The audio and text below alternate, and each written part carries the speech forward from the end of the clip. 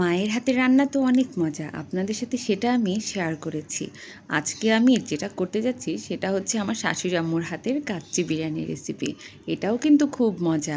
প্রথমে আমি খাসির মাংসগুলোকে খুব ভালো করে ধুয়ে নিয়ে সব মশলা 1 টেবিল চামচ করে দিয়ে দিব, কারণ খাসির মাংস আছে এখানে 1.5 কেজির একটু বেশি। প্রথমে দিয়ে দিয়েছি 1 টেবিল চামচ রসুন বাটা, তারপর 1 টেবিল চামচ গরম মশলা বাটা, 1 টেবিল চামচ জয়ফল জয়ত্রী বাটা, 1 টেবিল চামচ আদা বাটা দিয়ে দেওয়ার পর আমি দিয়ে দিচ্ছি ধনে গুঁড়া, জিরা গুঁড়া এবং ঝালটা আমি আমার পরিমাণ মতো দিয়েছি। যে যতটুকু ঝাল খান সেরকমভাবে দিবেন। তারপর সয়াবিন তেল দিয়ে আমি এগুলোকে হাতে খুব ভালো করে মাখিয়ে নেব। মাখানোটার উপরেও কিন্তু রান্নাটা খুব ডিপেন্ড করে। আপনারা এখানে দেখতে পাচ্ছেন আমি এখানে কোনো পেঁয়াজ ব্যবহার করিনি। এখন দিয়ে দিয়েছি গোটা মশলা, তারপর দিয়ে দিচ্ছি লবণ। এখন আমি এটাকে খুব ভালো করে কষিয়ে নেব। কষানোর পর কিছুক্ষণ কষানোর পর আসলে আমি দিয়ে দিব এর মধ্যে টক দই। টক দইটা আমি আসলে ফার্স্টে দিইনি, এখন দিয়েছি। আপনারা চাইলে প্রথমেও দিতে পারেন। দেখেন কি জুসি জুসি হয়ে গিয়েছে না? এখন আমি দিব এটাকে বেরেস্তা।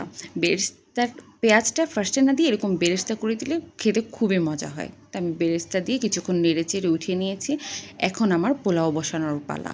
পোলাও আমি সেমভাবে করব। প্রথমে তেল দিয়ে কিছু পেঁয়াজ দিয়ে নিয়েছি, গোটা মশলা দিয়ে দিয়েছি, কিছুক্ষণ নেড়ে চেড়ে এখন আমি যেটা দিচ্ছি আগের মতোই একটু আদা বাটা, একটু রসুন বাটা, তারপর দিতে হবে একটু জয়ফল জয়ত্রী বাটা, একটু গরম মশলা বাটা। সব কিছু অল্প অল্প করে দিতে হবে পোলাওয়ের পরিমাণে।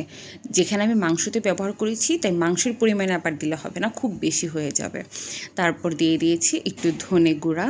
এখন আমি এর মধ্যে ব্যবহার করব কাঁচামরিচ ব্লেন্ড করে নিয়েছি।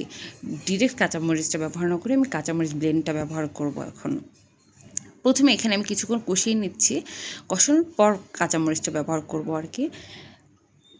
কাঁচামরিচটা দেওয়ার পর দেখতেই পাচ্ছেন কত সুন্দর লাগছে না? আমার কালারটা খুব ভালো লাগে এখানে।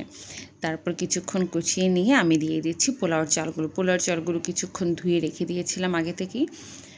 এখন দিয়ে দিচ্ছি আলু বোখরা। আলু বোখরা দিয়ে একটু ভেজে নিয়ে তারপর আমি অ্যাড করছি টক দই। ওই যে আমি কিছু টক দই রেখে দিয়েছিলাম, আপনাদের নিশ্চয়ই মনে আছে। এখন দিয়ে দিলাম লবণ।